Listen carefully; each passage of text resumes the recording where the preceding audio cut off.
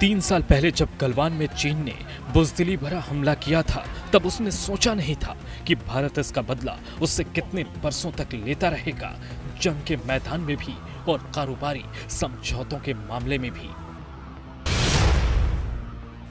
चीन को भारत का तमाचा। वैसे 2021 के बाद से चीन की ओर से भारत में कारोबार की 58 अर्जियों को मोदी सरकार ने उठाकर कूड़ेदान में डाल दिया है, लेकिन चीन जिस डील को डस्टबिन में जाने की आशंका के बाद घुटनों के बल आया है, वो है BYD। जी हां, ये चीन की इलेक्ट्रिक कार बनाने वाली कंपनी का नाम है, जिसका फुल फॉर्म है बिल्ड योर ड्रीम। चीन चाहता था कि वो भारत में अपनी पहली इलेक्ट्रॉनिक कार बनाए, जिसके लिए उसने हैदराबाद में एक अपना भारतीय पार्टनर भी ढूंढ लिया था। लेकिन ऐसा कहा जा रहा है कि भारत ने सुरक्षा कारणों से चीन के इस प्रस्ताव को खारिज कर दिया।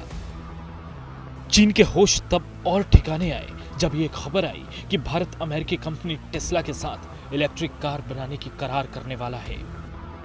ऐसे में दक्षिण अफ्रीका के जोहान्सबर्ग में ब्रिक्स सम्मेलन के दौरान जब चीन के विदेश मामलों के आयोग के अध्यक्ष वांग यी भारत के राष्ट्रीय सुरक्षा सलाहकार से मिले, तो उन्होंने 2 बातें कही। जवाब में अजीत डोभाल ने जो भी कहा वो 2 टुक कहा।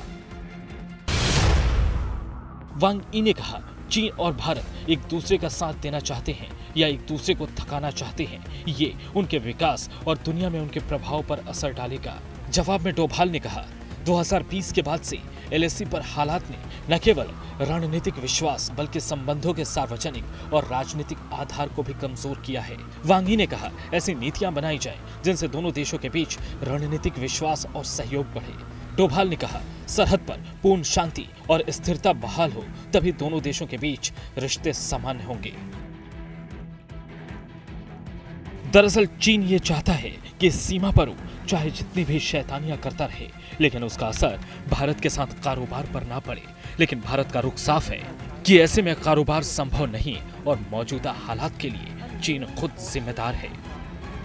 The present downturn in our ties was not our creation. It was created by China. It was created by China violating 2 agreements of 1993 and 96 and moving forces to the line of actual control in violation of those agreements. Now, if we are to have a decent relationship, I think, they need to observe those agreements. They need to stop trying to unilaterally change the status quo. S Jaishankar मंझे हुए कूटनीतिज्ञ हैं, लेकिन उनका मानना है कि चीन से निपटने में उन्हें भी अपनी कूटनीति के पूरे कौशल का इस्तेमाल करना पड़ रहा है। लेकिन भारत ने तय कर लिया कि वो किसी भी मोर्चे पर चीन के आगे नरम नहीं रहेगा। लिहाजा गलवान में भिड़ंत के बाद उसने चीनी ऐप्स पर पाबंदी लगाई। उसके बाद उसने चीन के विदेशी निवेश के लिए दरवाजा लगभग बंद कर दिया। चीनी नागरिकों के निवेश पर भी सख्ती है, चाहे वो चीन में हो, हांगकांग या ताइवान में। अब तक चीन या चीनी नागरिकों के सिर्फ प्रस्ताव मंजूर किए गए हैं। यही नहीं, चीन के मोबाइल और कार कंपनियां जो भारत में काम कर रही हैं, उनसे कहा गया है कि वो भारतीय पार्टनर के साथ काम करें जिनमें ज्यादा हिस्सेदारी भारतीय पार्टनर की हो।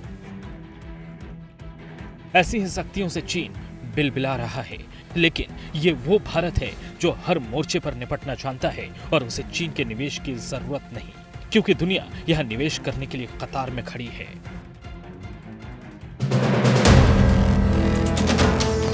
वीडियो पसंद आया तो हमें लाइक, कमेंट, शेयर और सब्सक्राइब जरूर करें।